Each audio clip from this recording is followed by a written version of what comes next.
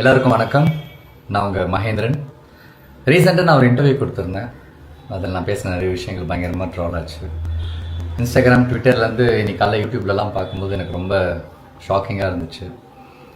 யாரெல்லாம் நான் ரொம்ப மதிக்கிறனோ, நான் யாரோட கருத்துக்கெல்லாம் கரெக்ட்னு இவ்வளோ நாள் என் ஃப்ரெண்ட்ஸ் கிட்ட பேசிகிட்டு இருந்தனோ, அவங்க எல்லாருமே என்னை பற்றி பேசியிருந்தாங்க. அவங்க ஒரு செகண்ட் நினச்சிருந்தா மகேந்திரன் இதை சொல்ல வரல, இதை தான் சொல்ல வந்திருந்தாரு அவங்க சொல்லியிருக்கலாம். பட் அவங்க சொல்லலை. It's okay. இது நான் தானே பேசினேன் சார், சின்ன கிளாரிஃபிகேஷன் வீடியோ கொடுத்துடலாம். அண்ட் என்னோட மக்களுக்கு நான் என்ன சொல்ல வந்தேன்றதை கரெக்டாக சொல்லிடலாம் அப்படின்றதுக்காக தான். கேள்வி கேட்டால் கரெக்டாக வந்துருமா நான் கேட்டேன்.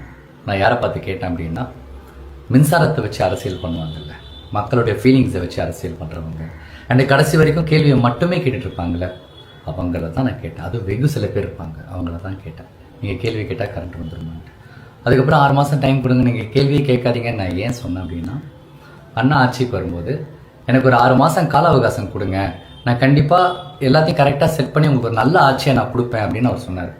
அவர் மேலே இருக்கிற நம்பிக்கையில், அன்பில், ஸோ அவரே கேட்டிருக்காரு, நம்மளும் கேட்போன்ற ஒரே சென்ஸில் தான் நான் சொன்னேன்.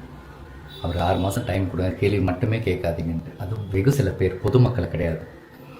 அண்ட் அப்புறம் இந்த சோலார் சிஸ்டம்லாம் சொன்னேன். எஸ், அது என்னுடைய தப்பு தான், அது என்னோடய வார்த்தை பிழை தான்.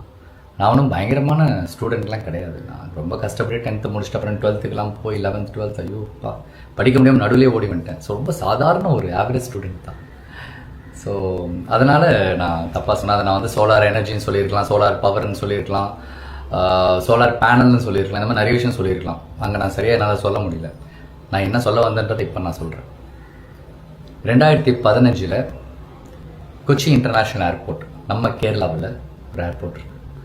அந்த என்டையர் ஏர்போர்ட்டும் சோலார் எனர்ஜி சோர்ஸில் தான் அது ஒர்க் ஆகிட்டு இருக்கு. என்டையர் ஏர்போர்ட் நீங்கள் ஃபுல்லாக பார்த்தீங்கன்னா அந்த ஏர்போர்ட்டை சுற்றி சோலார் பேனல்ஸாக தான் இருக்கும். அதில் வர்ற அந்த எனர்ஜி சோர்ஸில் தான் அந்த ஏர்போர்ட்டே ரன் ஆகிட்டு இருக்கு. உலகத்திலேயே ஃபர்ஸ்ட் ஏர்போர்ட். நான் அதை பார்த்துருக்கேன். நான் அப்போ நினச்சிருக்கேன், ஏன் நம்ம தமிழ்நாட்டில் இந்த மாதிரிலாம் இல்லை, நம்ம கிராமத்தில் எவ்வளோ மக்கள் கஷ்டப்பட்டுக்கிட்டு இருக்காங்களே, அங்கே ஒரு கவர்மெண்ட் செஞ்சுதே, இந்த நம்ம ஊரில் கவர்மெண்ட்டே செய்யலையா அப்படின்னு நான் நினச்சேன்.